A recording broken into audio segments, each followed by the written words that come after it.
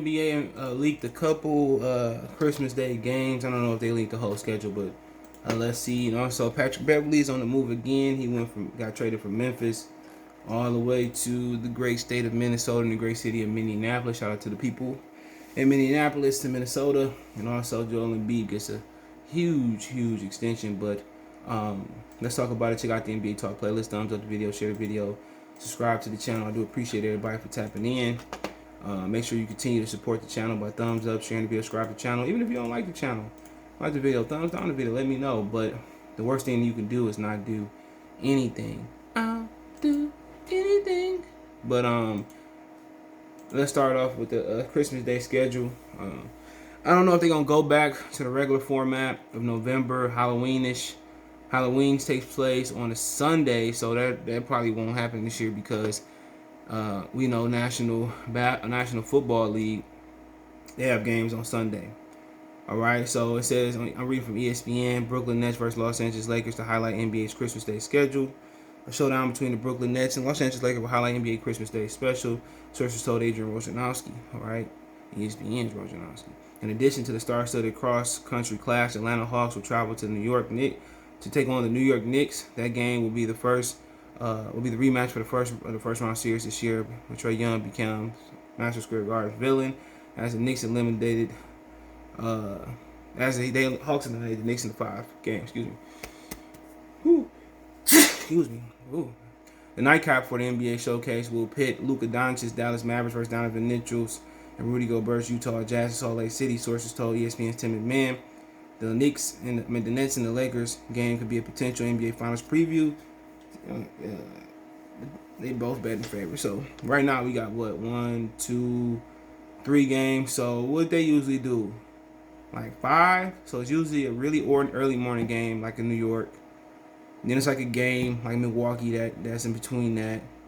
Then it's the middle of the day game, the best game. That'll be Brooklyn and the Knicks. All right. Then it might be 4 games. So yeah, it might be 4.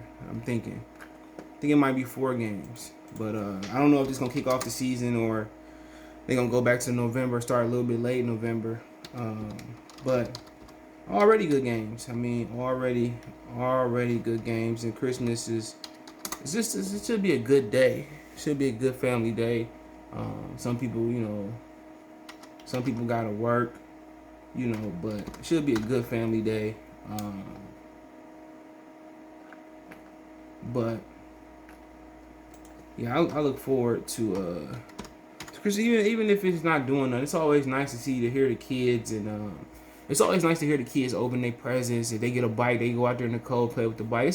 It's just always a feel good day, It's really not a day that my family historically cooks on. We might go out to breakfast or something, but it's always a good day. But it was usually 1, 2, 3, 4, 5 games on Christmas. So you got the early morning game, and then you got the next game, then you got the next game. So it's 3 games before the game of the day.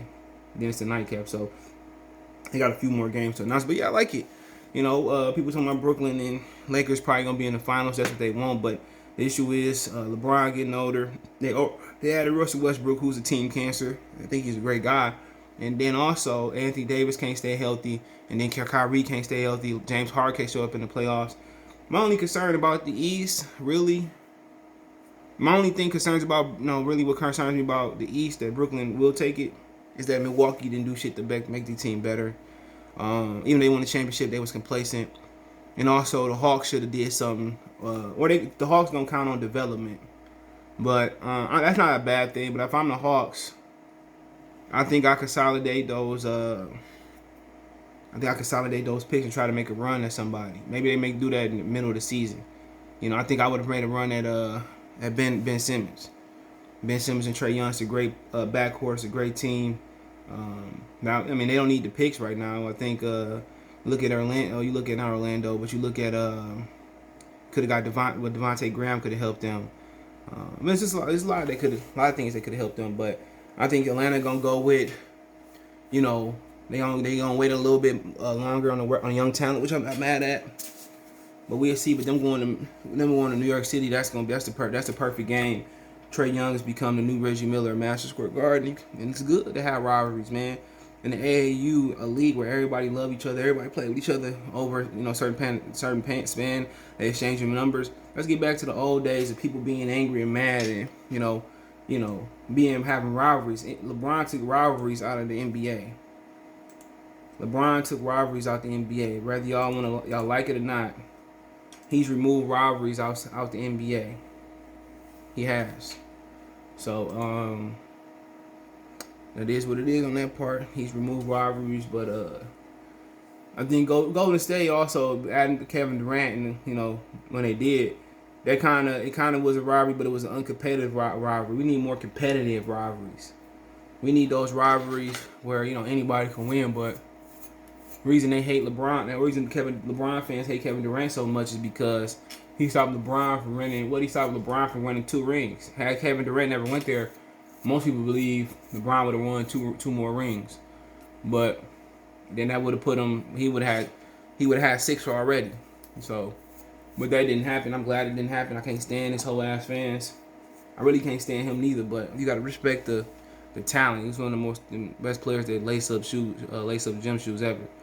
But it says, let's move on. It says sources: Joel Embiid in Philadelphia 76ers. They signed 4-year. Joel Embiid signs 4-year, $196 million supermax extension through 2026 and 2027.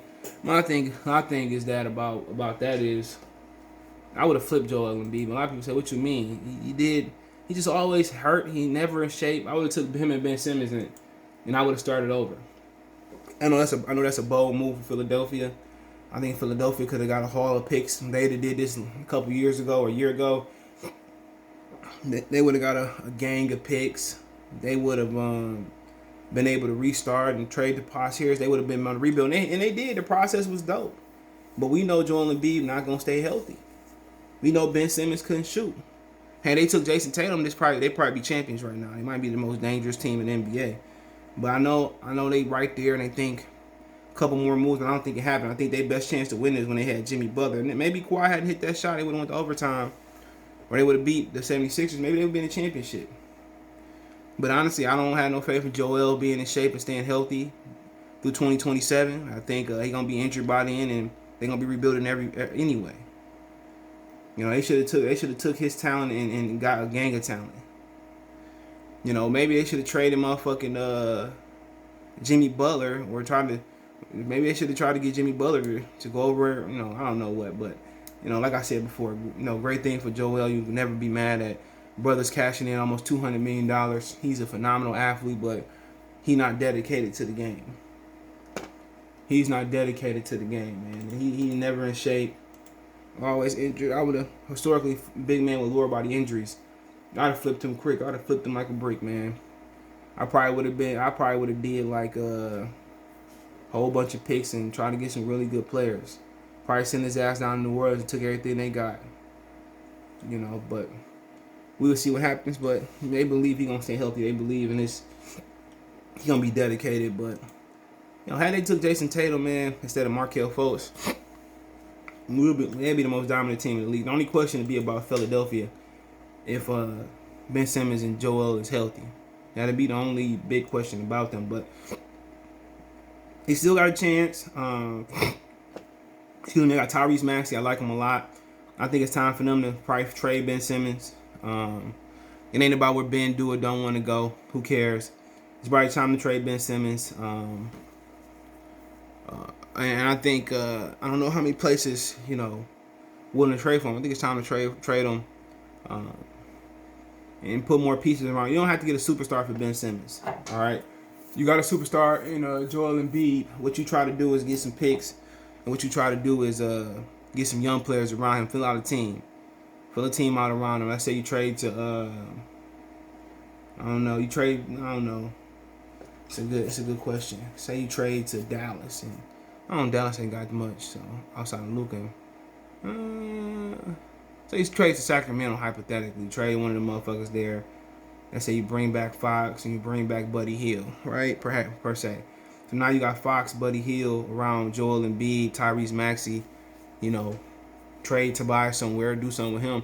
That's a dangerous team. sometimes you got to get guys. This is what the Pistons did, you know, with the going to work Pistons. Sometimes you got to get guys. You got to get guys that's about to be superstars, about to be all-stars, put them in your system, and they develop into that. You know, and then you get them for cheap then too. But it is what it is. But Patrick Beverly was now traded from. He was traded from the Lakers to the Clippers to the Memphis Grizzlies after the Eric Bledsoe trade. Now, you know, he's on the move to Memphis. All right, to Minnesota. So they said the Grizzlies are trading Patrick Beverly to the Minnesota Timberwolves for guard Jared Culver and Juancho Hergomaz, excuse me. Sources tell ESPN Edge Rosanowski. So they said with this trade, Minnesota gets toughness and leadership with Patrick Beverly for a young development roster. Timberwolves president of basketball operations Grayson Rosa is familiar with Beverly at the time they together in Houston. So I think it's a good move for Memphis for Minnesota. I think Memphis get a guy in Minnesota that wasn't able to grow because he wasn't able to get the veteran leadership, the water, and the light to make that photosynthesis to make his thing complete. Culver out of Texas Tech, he made that long ride to them in the Final Four. I think he'd be a good player for Memphis. Another wing to go with a big wing to go with Jerry Jackson Jr. Go with Dry Morant. And I think Jared Culver just need to be in a winning situation, and he might pop in Memphis. I think he will. And then with Patrick Beverly, he brings a veteran leadership for Anthony Edwards. You got the snitch D'Angelo Russell. You got soft ass Karl Anthony Towns. You got the simp Malik Beasley. You got a lot of just shit over there, and people clowning Patrick Beverly because they said when Kawhi came to the Clippers, it's gonna be a championship. And since Kawhi been there, all of them gone. Lou Williams gone, Patrick Beverly gone. It was somebody else. Montrezl Harrell gone. He was trying to switch sides and shit. All them niggas gone. So it is what it is. So Patrick Beverly, he went from being a title contender to being #1 pick contender with Minnesota. But hopefully he brings some leadership there and they can put it together. They got talent. They can put it together. Minnesota can make the playoffs. Same as Sacramento. But hey, let me know what you guys think. Check the NBA Talk playlist. Don't forget me on Twitter, Facebook, Instagram, Facebook group link in the description. You can reach out if you got a business question, inquiry, sponsorship, video request, or you want to advertise on the channel. Twitter's the fastest way. Facebook and Instagram. Facebook group, all that information is in the description.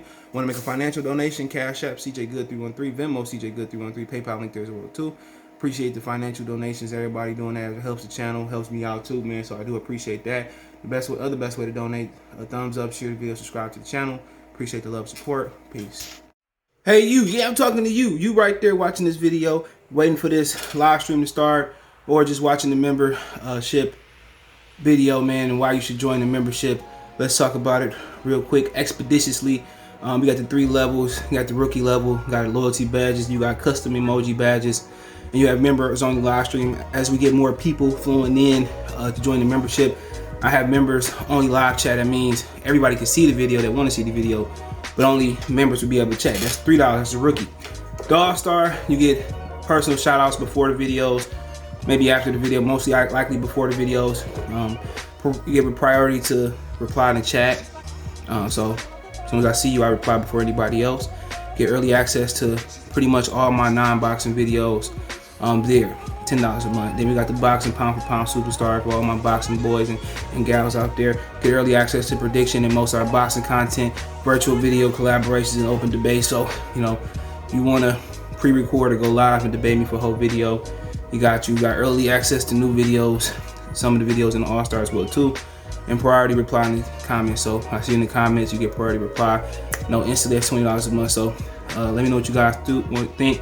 Don't have a Patreon no more, so here's where you're gonna get some of that exclusive content I used to have on the Patreon. Peace.